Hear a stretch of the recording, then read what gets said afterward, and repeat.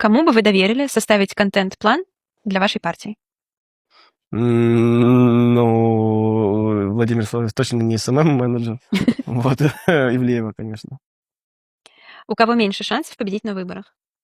Это Джиган? Я думаю, что у кого меньше. Да. У Джигана. Кому бы вы отказали в совместном проекте? Ну, если серьезно, я никому бы не отказывал, если это на проект как-то помогает людям, но, наверное, отказал бы, наверное, Миронову. Отказали бы. Да, с Джиганом, наверное, мы что-то могли интересное сделать, например, в рамках фонда «Второй шанс» по борьбе с наркотиками. Проект «Петушки». У кого больше шансов стать героем нового мема?